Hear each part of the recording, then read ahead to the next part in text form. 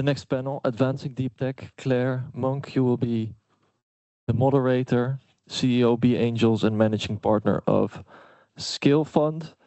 And we have Mark van Aken, CEO of Quadraat Community, Stella Chakova, Program Manager, European Innovation Council, and Malin Stefanescu. You're also up. Board member at Tech Angels and Amstencel investor. So, welcome everyone. Bonjour, ça va, Stella? So, I don't guarantee that we will be less controversial as a panel than the one before. I think we might have wanted to keep a few of your panel members for a heated debate, but we won't be able to do that. So, very happy to be here in actually this context to moderate this panel about advancing deep tech and bridging bridges between angels, the research world, and angels.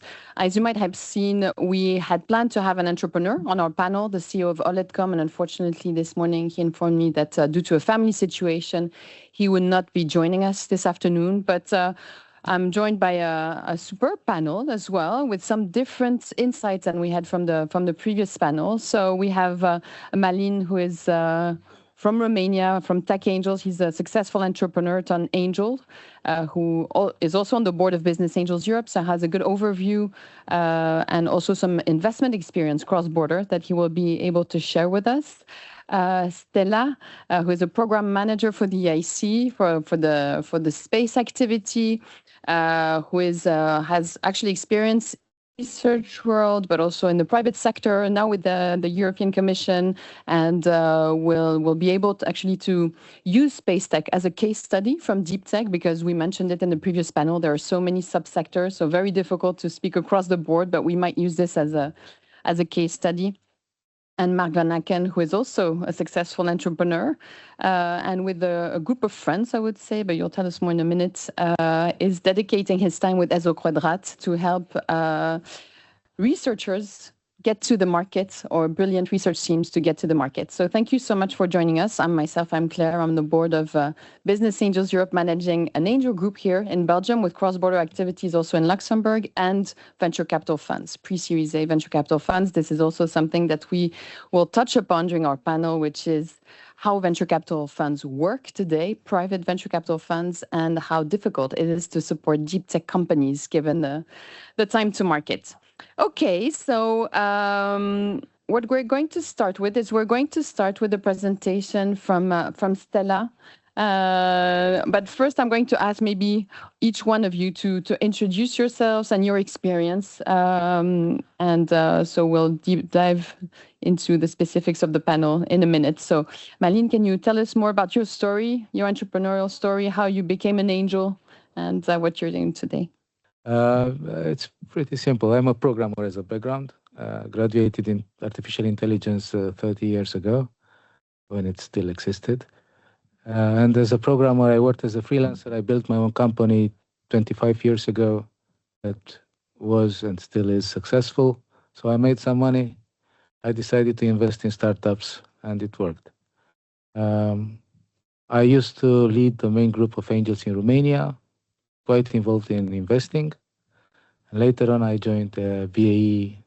So I'm trying to get involved in BAE as much as possible as well. That's it. Okay, thank you, Malin.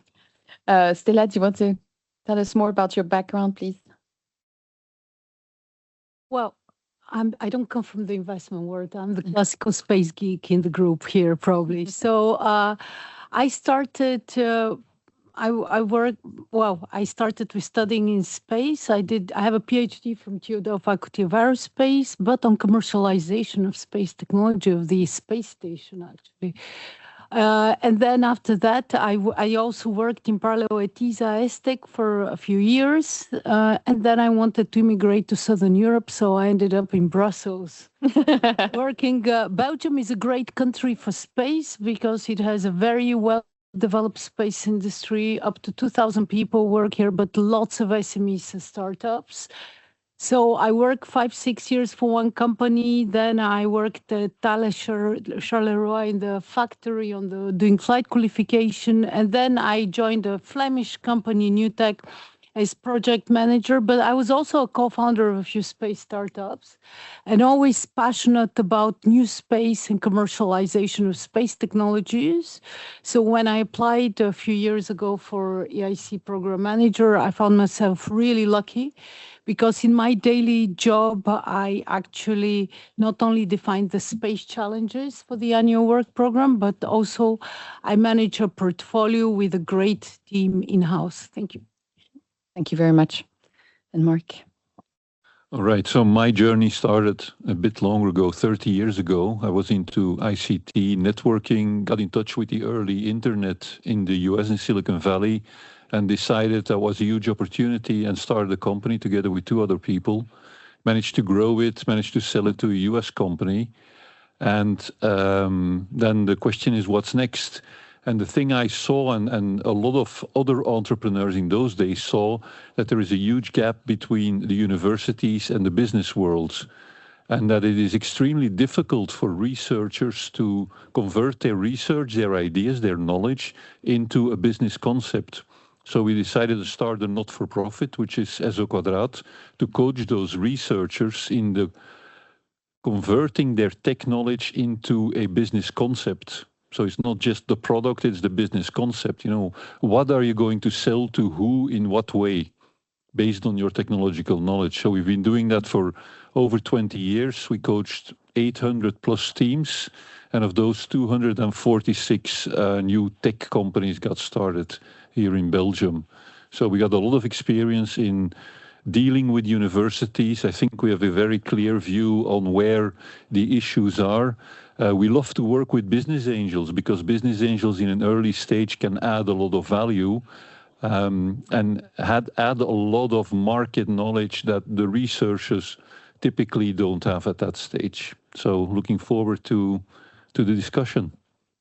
Yes, thank you. So I think, deep tech it's a fascinating topic. We'll have a case study with space technologies. I think what we're going to try to investigate is what is the role of business angels in supporting these deep tech companies. We're going to see that, there are many things also in space technology. What is accessible for business angels? And with the EIC program, so we had an introduction, Stella, with, the different programs that exist and the different stages. So how can angels get involved and where does it make sense for them, whether it's, to bring technical expertise or to invest?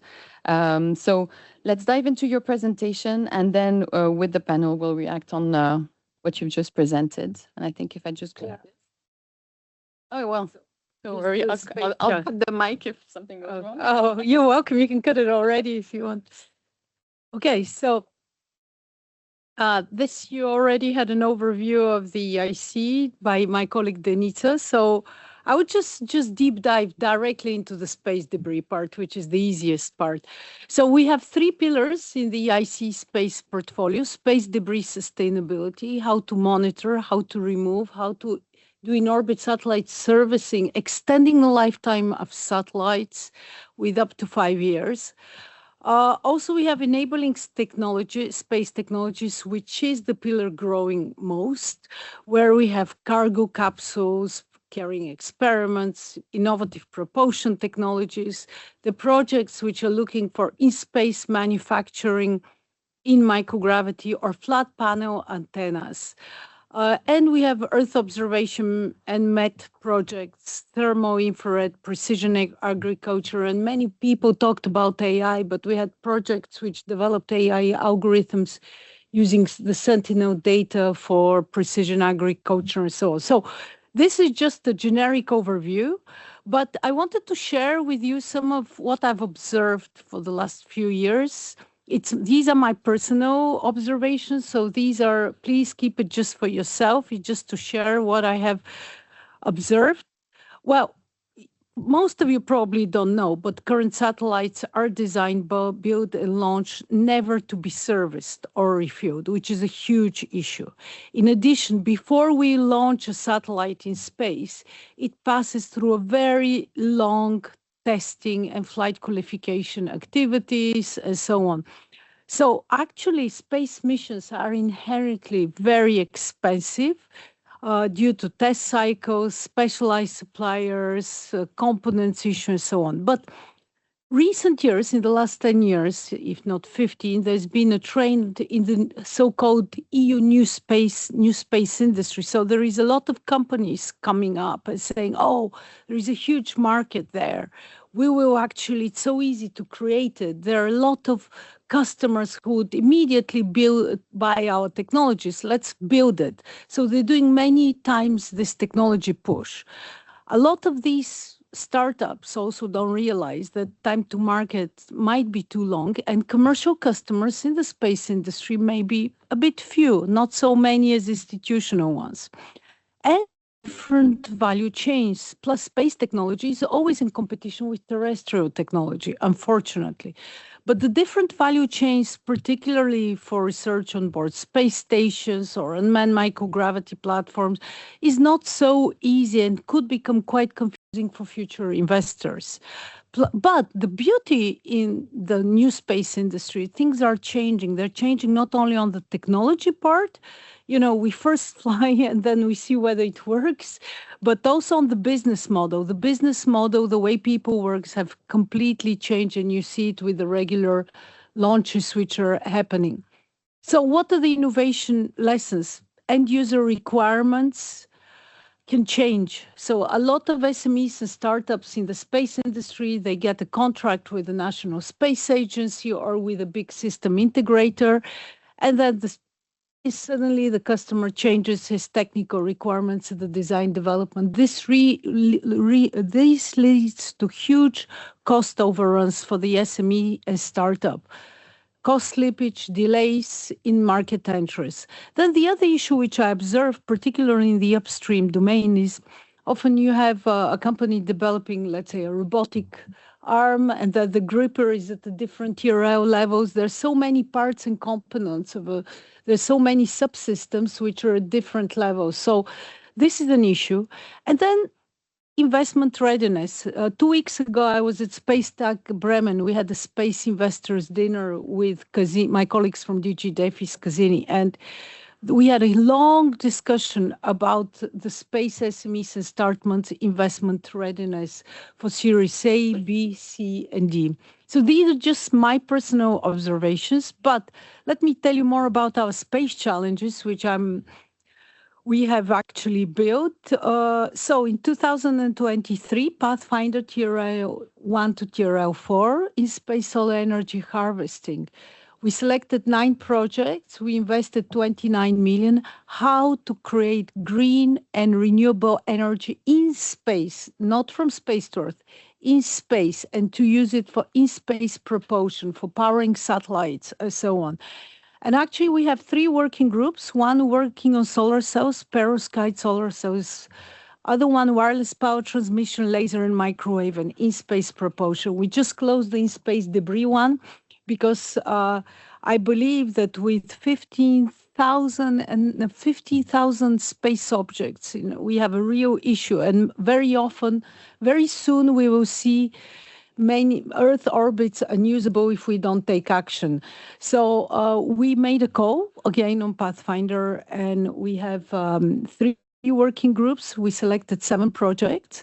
One is on mitigation and detection. One working group is on how to actively remove debris, but not only with the robotic arms, but maybe use technologies like laser ablation or propellantless technology. And then the third one is in-space recycling. Unfortunately, not too many projects on in-space recycling. I really hope. And now we have the Accelerator 1, which is for innovative in-space servicing and operations, extending lifetime of satellites, in-space transportation, and space-based cyber resilience. So I'm stopping here on the challenges because I think you would want to deep dive, Claire, in the discussion you have prepared. So I thank you so much. I think what that illustrates is, first, it's absolutely fascinating to know like everything that's out there and everything that we could do. And I think that's also an issue for business angels, having been also in that environment for many years. Business angels love innovation, right? And this is very, very thrilling and crispy.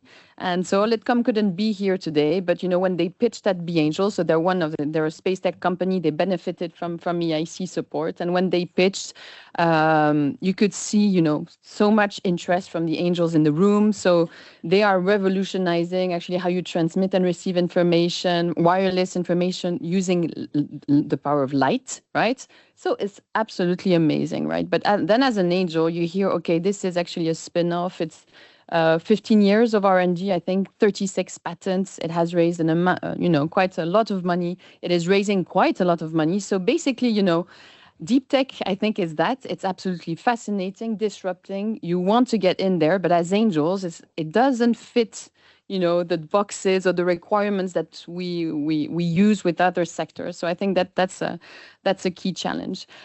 So Malin, maybe you, as an angel investor, when you look at deep tech companies, do you look at them, with the same, I would say, filter? How do you look at, the due diligence circle? So how do you analyze them? Co-investors. I know you've invested in a deep tech company also based in Romania. Can you tell us more about your experience? Yeah, investing in a deep tech company is different than investing in a normal startup. And usually as a business angel, you consider that you're going to need more time to have that company mature and to see the results. It's usually exciting, and I agree, we are human beings, so we like to get excited, we like innovation, we like things that are cutting edge and so on. And we get enthusiastic about this kind of things. Yes, it's usually more time consuming and effort driven and so on than a normal, simple startup. So how do you solve the challenge maybe of technical due diligence, for example? Well, one of the things I wanted to point is, referring to the last panel as well, there are situations where academia, universities, research centers are not really coming with significant results. However, there are startups or engineers or whatever that really come up with breakthroughs in science, technology, and so on. So in my country, it's rather often to see innovation coming from entrepreneurs than from academia or research centers. And then, that comes with some advantages, such as usually the startups are not coming loaded with a difficult cap table, all sorts of bonds related to intellectual property and so on. On the other hand, it takes them longer, deeper effort and more intensive payload in terms of researchers and stuff like that to coordinate. And us as business angels usually, accept that we have to swallow it. It's not like we love it, but on the other hand, we become sort of part of this, beautiful journey of, discovery and innovating and so on. And there are limitations in terms of due diligence because sometimes there is no expert that could. So you need to use a lot of common sense and to risk a lot on the other hand.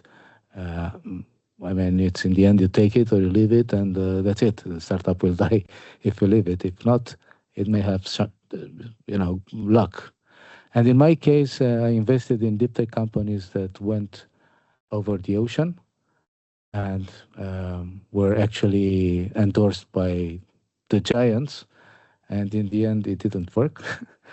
And I also had companies that were, one company that got EIC involved, and it's actually doing better than the previous one. So, I don't think there is a That's angel experience, right? Yeah. But I think, that's also when we prepared this discussion, what we said, like, okay, it's deep tech, but in the end, it's a startup company also, and the fundamentals stay the same, right? So, and also for investors, like portfolio diversification is important. The size of the portfolio, we'll come back to that. Like, how do we as investors build a European portfolio of deep tech companies, maybe through public-private partnerships? Before moving to you, Mark, so Stella, maybe one question is, what makes the EIC confident that the team can scale without any, revenue yet? Because we'll come to the funding gap. So, well, you're wanting me to reveal of course, the secret sauce. secrets. Well, you should ask my colleagues. I have no right. I'm in conflict of interest to say that. What I would say, I actually wanted to connect with the previous speaker. I'm Bulgarian, actually. I come from a neighboring country, and I also have similar observations, especially in the space industry there, because I'm actually observing the space industry, which is the part interest. You're completely right. A lot of innovation starts actually from engineers or researchers, but actually I've observed that in many institutions and universities in Bulgaria, they're like having two hats, being a professor, but at the same time having their own startup and SME and so on. So it's very interesting to observe this.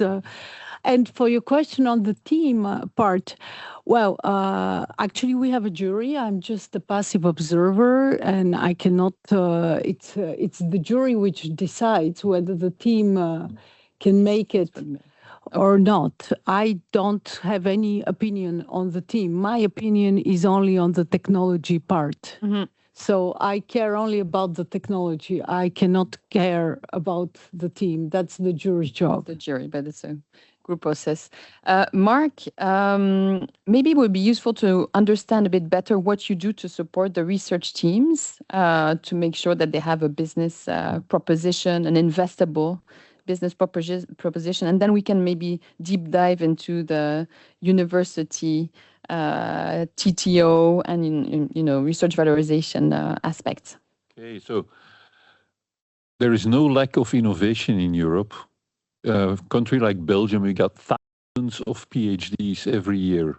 Majority of them in science, in engineering, in healthcare. What we're lacking is valorization. Universities say, oh, we're so innovative. Look, we got all these PhDs, we got all these papers, we got all this. So what we try to do is we work with those researchers that want to make a difference in the world, and there are an increasing number, which is very nice to see. The people today, the youth of today, really wants to make an impact in areas such as climate change, as in the previous panel, but also in healthcare. They really want to do this. They're motivated to make a difference and to create something. And that's what we do. We work with them with that enthusiasm, with that in-depth knowledge to turn that into innovation, into valorization. And we as entrepreneurs, we bring them the perspective of the outside world. And the outside world is, how do businesses work? What's the timelines? How does investment work? How do you get from A to B? We work in the pre-start phase. Before there is a company, you found the company, and then we make sure you can start under the best of possible circumstances. And to do that, we work for them completely free of charge. No strings attached, no shares. They don't have to pay us. They don't have any money anyhow. And if they have money or should have money, they shouldn't give it to somebody that tells them what they should do. That's a bad use of money. So we make sure we take care of our own funding, and that's a mix of sponsors. One of our sponsors is a business angel. Business angel is really interested to get to know the teams in a very early stage, obviously, and has done some interesting investments because of that. We got a wealth banker who've seen that a lot of the companies that we coach now have exits and are a very interesting target audience, and we can introduce them. So that's one part. The other one is donations that we get from organizations that want to stimulate valorization. And then we have a set of entrepreneurs we help that give back. So that's our principle. When we coach somebody, we ask them, if we coach you and you start up and you're successful and you feel that you benefited from the coaching, you do something back for the next generation. So, and that's what we try to create as an ecosystem. And, we're at 246 for the moment. So I think we need to get to around 500 to really create a dynamic ecosystem. But I think it's something that can be done all over Europe. We have the talent, we have the knowledge. There's lots of issues with universities, but I'm sure we'll talk about that as well. But you know, that's our raw material. It's the brains of the young people. That's what we work with. I think it's a good time to talk about you know, how universities valorize research, and I think you had quite a strong viewpoint, Mark, about you know, what type of KPIs actually mean you know, valorization and creation of impact for you. So can you tell us your experience? And I think it's about also, and it was mentioned in the previous panel, we need to go fast, right? We need to go fast. We need to make things easier for entrepreneurs. And one of the things that doesn't go fast is negotiating who owns what and which revenue will be generated where. So what's your viewpoint on that? Well, it's actually quite simple. It's two different worldviews and two different paradigms to philosophical systems, which means that you have no communication. From a university point of view, there is a patent, there are publications, there is IP, the job is done. Give it to anybody with half a brain and they will turn it into success. I mean, I'm exaggerating a bit, but that's the typical viewpoint at universities. If you're an entrepreneur, you know that the bright idea and the technology and the IP are nice to have, but you know, it's just the beginning of the beginning. If you are motivated to do so and you don't incentivize the entrepreneur to the maximum extent, you know, you risk the future of the venture. The entrepreneur is doing the hard work, and at the end of the day, if he or she is asking themselves, who am I doing this for? It will not last. So what we're advocating, and we've been doing that for a long time, is we have to stop as universities to look at every case as an individual case and try to predict the future. We ask entrepreneurs, come up with a 5-year business plan. And then they tell you, oh, we want a 10% commission on your revenue because you can easily pay that. You made the business plan yourself. True example, by the way. And there's loads of examples. I don't want to delve into those. So what we're saying is it needs to be transparent. You need to publish your rules. You need to be open about them. If you look at Belgian universities, they're either behind the firewall or they don't exist. Most of the time they don't exist. Every case is treated individually. Unacceptable. Second, shareholding. If you look at successful examples, and there are loads of successful examples of universities, you know, the shareholding of the university is very low and dilutive. Benchmarking. Switzerland, not part of the EU, but extremely successful in deep tech. You got ETH in Zurich, EPFL, the Lausanne institution. They do, last year, I think they, amongst the two of them, they did between 60 and 70 spin-offs, most of them deep tech. ETH, 2% of the shares plus a license fee, and if you give 4% of your shares, you got a 0.5% license fee. You have to start paying once you make 6 million Swiss francs in revenue. You know, cash should not go out of startups, not to universities. That is bad use of cash. So it's transparency, it's low shareholding, and it's a concept that we've been working on together with others. We call the 4th generation university. The first generation was teaching, you know, Middle Ages. Second generation, oh, we have to do research as well. You know, Humboldt and the new universities, teaching and research. Third generation, have to do good things for society as well. We need to do technology, licensing, IP, startups, and so on. The 4th generation university looks at what does our society need, what does Europe need at this stage, and how can we help? Best way to illustrate is go to any university website and look at the spin-offs, and they will call them our spin-offs. You know, a 4th generation university talks about spin-offs. They had the pleasure of being able to get started. The spin-offs are not the university spin-offs. They are proper companies in their own respect that should flourish and in the end give back to university through taxes, through giving back. If you look at the US model, I've worked in the US, you know, there you got all these buildings donated by successful entrepreneurs. If you ask entrepreneurs here, will you do that? You know what the answer is? No, I've already given. You know, at the start, we need to just change if Europe can do something there or recommendations, you know, please do, because universities will not do it by themselves. I mean, I was surprised to hear from, I'm looking forward to finding out more about Milano, moving to maybe a fourth generation university. Technical University of Munich, 104 or 105 startups last year. Very limited capital, pushing them forward publicly. You want to see their term sheet? It's on the website. You can just check it. So that's my pledge, that's what we need. And then we can bring business angels into because then you know what you're working on. If you as a business angel, you don't know if you're going to have to give away 20% or 30% to university, why would you spend time? If you know this is the framework and we can start working, negotiations in Belgium may last up to 9 months or a year. Munich, they say in 12 weeks, you're done. ETH says the same. We aim at 12 weeks. Give service level agreements, do benchmarking, learn from best practices. They are there. And then you can bring business angels, you can bring investment funds with a common goal, which is to, valorize.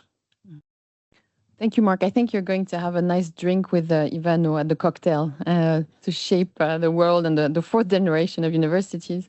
Malin, Stella, do you have any comment about this type of research valorization? Any experience that you've had? Well, first of all, I love what I just heard. So that's the way. That should be the way. I would add maybe universities in Europe to better exercise alumni, also in terms of business angel investment and expertise and so on. So from this point of view, we are probably lagging behind as well. I don't know about other countries, but we just have a huge debate about people need education for education, and resistance from the universities to talk with the industry, because education should be for the education itself. But for industrial or commercial, well, whatever reasons, which may make sense up to a certain extent, but I mean, there should be some, people use reasons as well, not only art for the art. So, yeah. I think it's also linked to the topic of, you mentioned investment readiness, Stella, programs that you do. So maybe you can talk about that, because it's also about preparing entrepreneurs to fundraising, right? Negotiating with investors, but also talking with universities, investor expectations about what they will accept or not accept, and sometimes trying to avoid signing something that may, create a prejudice in your fundraising. Can you tell us more about the investment readiness programs? Well, I cannot tell you more about the programs. I can tell you about the experience, the EIC space portfolio, which, so what I've observed, I have actually in my portfolio, one project which started as a pathfinder with the University of Madrid, and they developed a tether, electrodynamic tether, and they created a spin-off actually, and now they're in transition, which is a real good example. However, they've done all the flight qualification, they're waiting for launch. So hopefully in 1 year, less will witness the launch. However, I have to admit that not only them, but other also companies, particularly which have a technology between tier 4 and tier 6, have spoken to so many investors. So I have had companies come to me, SMEs, space SMEs, especially on the upstream, which are developing upstream technology, saying we speak on average between 55 to 120 investors and VCs.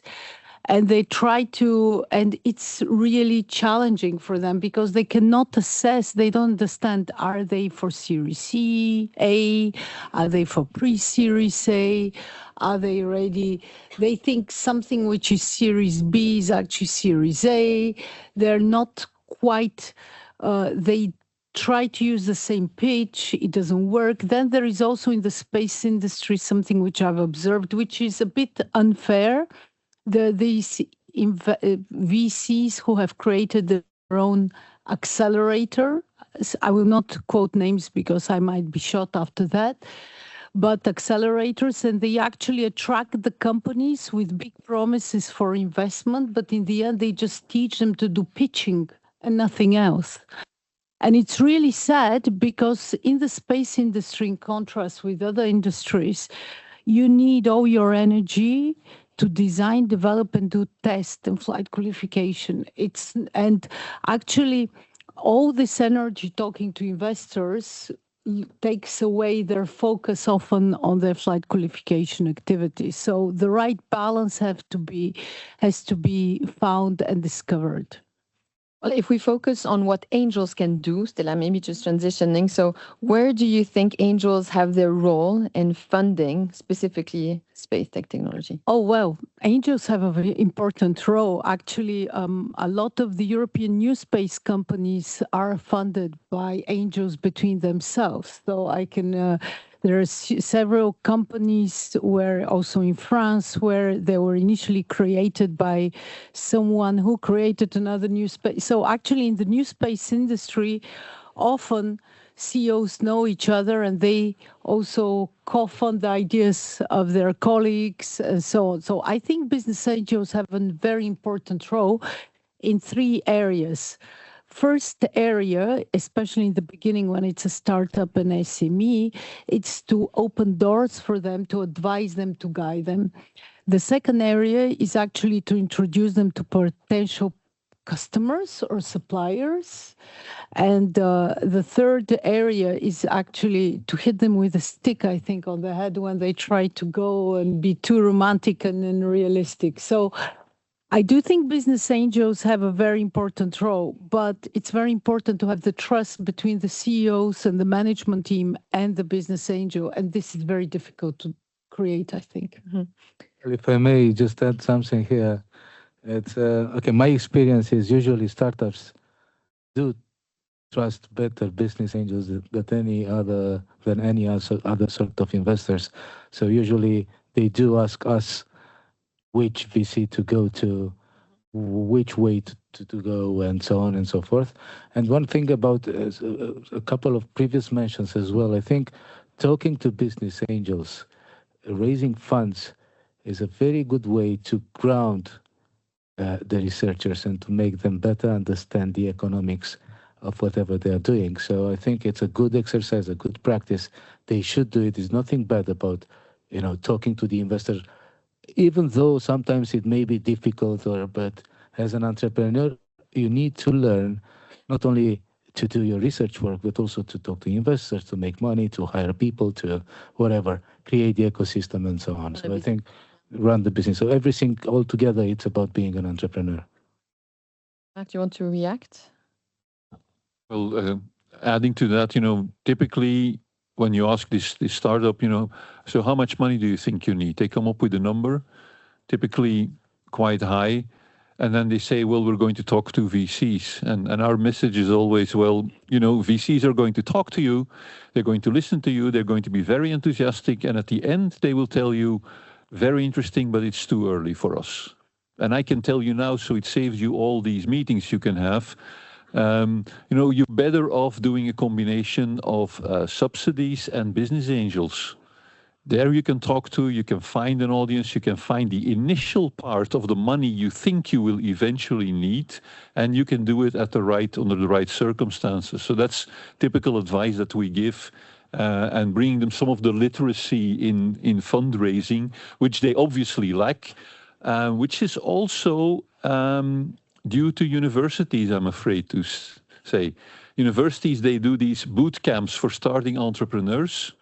And I've seen the material that they present. I mean, not for all of them. It's scenario 1, university takes X%. Scenario 2, university takes Y%. Scenario 3, university takes Z% plus a commission. Without talking about what is the IP to start off. Is there IP? And then they, and the university, we have a university fund. And we will make sure they give you money. Well, that's not how the real world works. So we also need to educate, I think, those researchers, and that's a role for universities. And if you look at University of Munich, they support every entrepreneur, not just the one who works with university IP. So they're perfectly happy if the company starts and they have 0% in them because it's part of their social responsibility or societal responsibility. Most universities say if there's no IP, you know, we're not talking to you and we're not helping you. We're not making sure that you get started because there's nothing in it for us. Well, I think it would be good to start talking about some solutions or things that we can do to move the needle forward. But to do that, let's look at the different things that we mentioned, right? If you're an angel, right now we don't have enough experience or enough angels that have had successful deep tech companies to really help in terms of technical due diligence. So what can we do in order to expand, let's say, the support, the expertise support and due diligence? We talked about angels investing very early, public-private partnerships, subsidies to get to the first round, open up the networks, challenge the entrepreneurs, join the boards, help with the VCs. Now, the reality, of course, for deep tech companies is that when they go to see VCs, right, and the companies think that they're in a Series A, most venture capital funds will say, well, do you generate any revenue? At that point, they don't. And they have been around for 5 to 7 years. They have a few, POCs, a few contracts that are already very important. But so they don't fit the traditional VC scenario, right? And these venture capital funds, they are usually made for a 10-year period with possibility to extend by 2 times 2 years. But I think average time to exit for an angel in a deep tech company should be on average around 15 to 16 years, right? So the maths don't add up. Plus, as an angel, how do you get liquidity on your investment? And do you know that you're going to have to wait so long, right? So these are just challenges. We need to find solutions, right, in order to build this ecosystem. Can you each maybe tell us what are some of your insights or things that could help for the future? Well, there are things that are working. There are business angels that do have some limited experience, but they did deep tech startups and they were successful. And I think these kind of guys should be used as much as possible by the other business angels through programs like ESIL, by example, so solutions to help them learn through any other means in the end. If I would be the lord of public money, I would beg those angels to take me along whenever they invest. So as the public whatever institutions should try to convince those guys to help them understanding and being there. Talking about business angels and money rotations, especially in situations where it takes a lot of time to exit, such as deep tech startups. I believe, and I was trying, by example, we are discussing now in Romania about the technology transfer fund. One of the things I insisted on was to let those funds run secondaries more than the others. So a good reason for that is normally a fund duration would be 5 + 5 + 1 + 1. But then that could be not enough for a deep tech startup. Whereas buying equity from business angels, of course, part of the equity the business angel has would be an advantage for both the business angel and the fund in this respect. And then the startup would be vetted as well. So, yeah. In terms of secondary, it's interesting that is sometimes possible with venture capital funds because it can make sense, and private ones. But in some instances, I know in Belgium, the public It's very limited. they're limited or they're forbidden to do secondary, right? Yeah, this was one of the things I was trying to, because it's in their interest actually. Yeah. Otherwise, they have to wait more, and they cannot afford to wait. So that's a bottleneck that can be. But this is good also for business angels, because then you get some money back, at least. Okay, not as many as expected, but some of it, and you can reinvest and so on. So liquidity. Yeah. So I just wanted to actually touch on the point about public institutions, the role of, particularly in the space industry. I see it's very important, but also I had this discussion recently that and I've observed it, exactly after companies winning the EIC accelerator, they get immediate funding, very high from private VCs. Example, in Eurosat in Bulgaria, they won the accelerator. Just a few months later, then there was also another project, Space Cargo, the French company. They just won the accelerator. Basically, 2 months later, they got, I think they managed to raise up to 27 million euros. So the institutional programs de-risk a lot of the initial risk, which is perceived particularly for complex industries like space. But they also give a free tech due diligence to the future investors and the business angels, because for sure everything is checked 100 times and there is a stamp. So you get a free service from us. Let's be honest on that. And then the third part is they get also the flexibility because, for example, the EIC, we're like the European DARPA. We are not controlling so much. So we give the freedom to the space SMEs and startups to design, develop, test. On a freely basis. And usually they contact us mainly when they have problems, let's say. So, and in addition, we have these services where they have the T2 market, where it's exactly Pathfinder projects which connect to how to commercialize, how to build.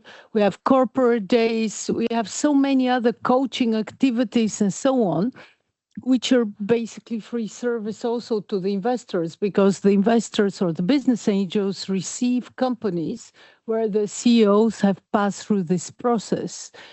So I do think that work, especially for the space industry, I don't know how it's in other industries, but together, a merger or collaboration between public and private investors, it's very important and needs to be reinforced. Yeah, because in the space industry, the space investors, the space VCs are just 5 or 6. So yeah, let's ask Mark to react, and then I'll go to you. Okay. Well, first of all, secondaries, of course, public funding as a sign of confidence definitely works all the time. Question on how do you assess them and how do you analyze those deep tech opportunities? And the answer is probably you don't.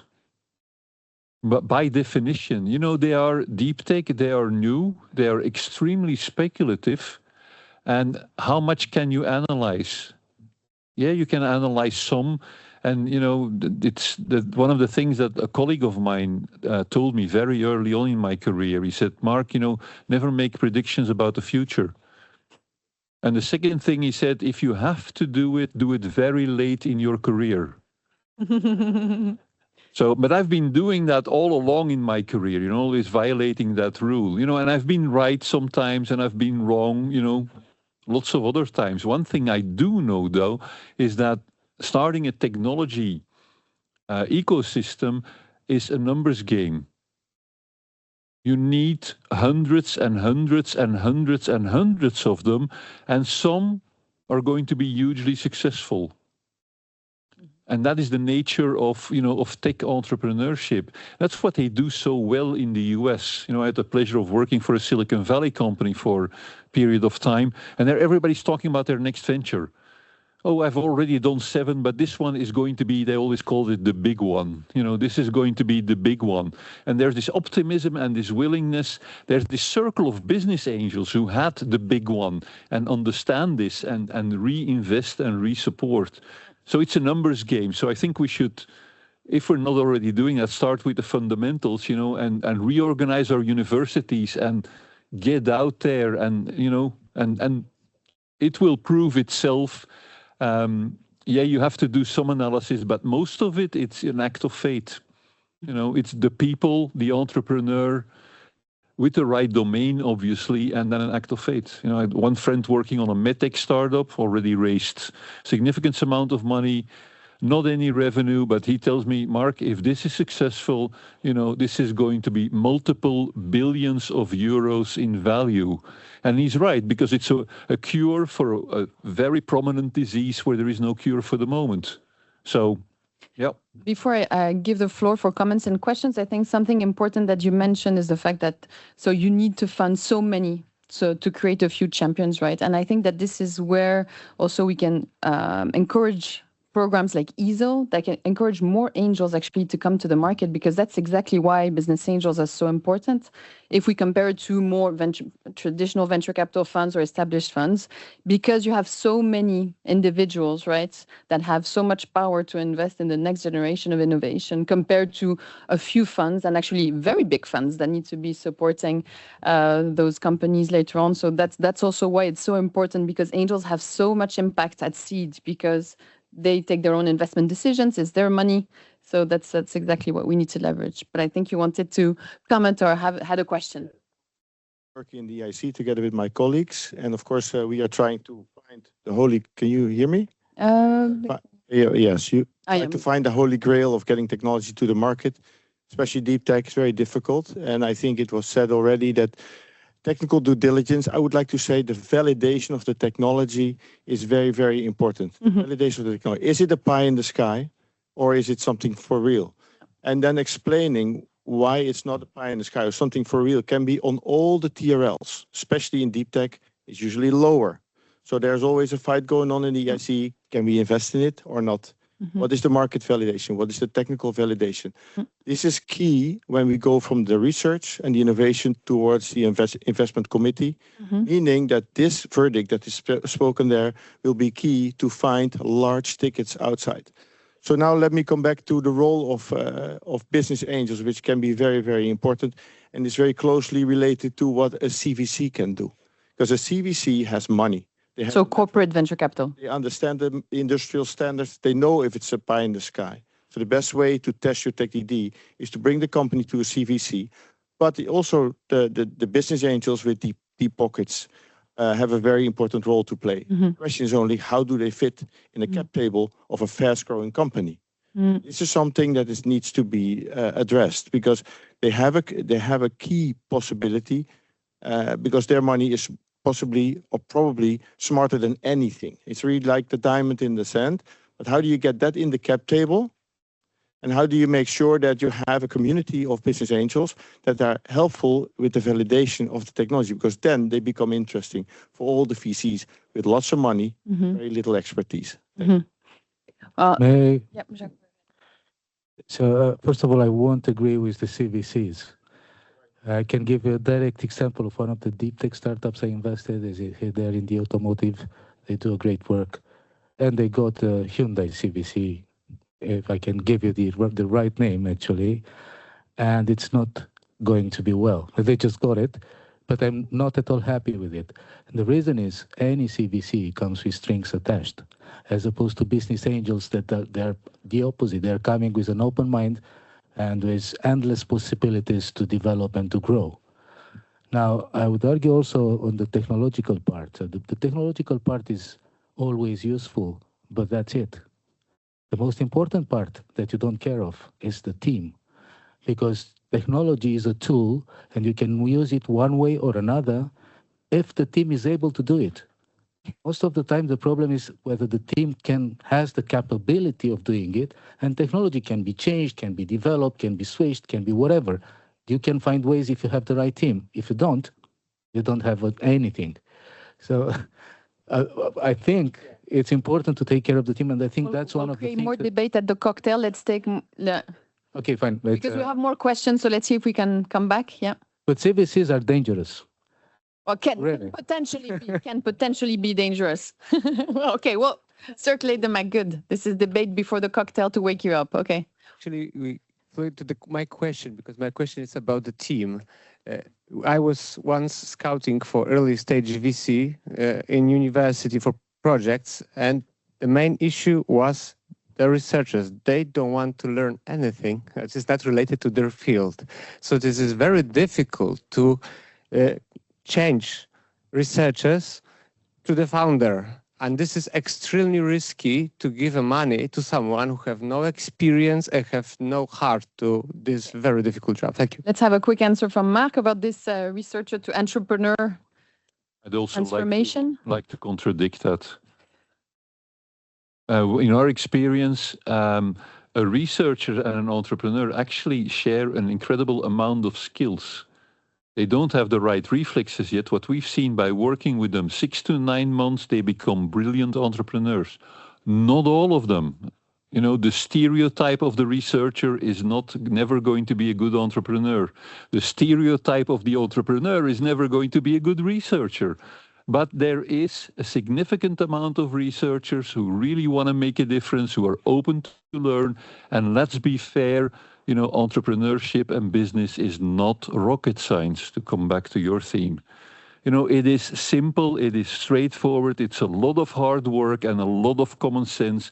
And most researchers can work hard and have common sense. And that's what we've experienced hundreds of times.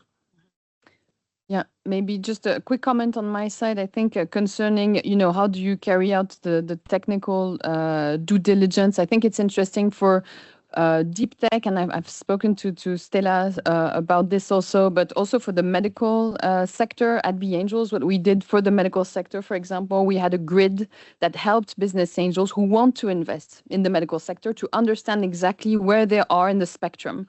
Okay, so it can be biotech, it can be e-health, it can be medical devices, but within that you have many, many different subsegments. And sometimes as an angel, what you need to do is just know exactly where you are on the grid. So how much funding would this company, you know, need? What's the time to market, etc. And so you de-risk just by knowing that this is where you are. So I think that can be a useful instrument for angels, because then they accept the risk. And if they have somebody that can also help to de-risk the technical due diligence, then it's fine. They just know for, you know, how long they're in it. So that was just a quick comment. And I think there was, did you want to, yeah, Jacek?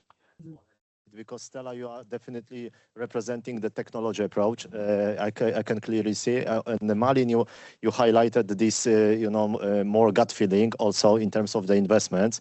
I'm from the angel, also being a part of the BAE, and always when we assess the project, always they are saying, you know, focus on the jockey, not the horse.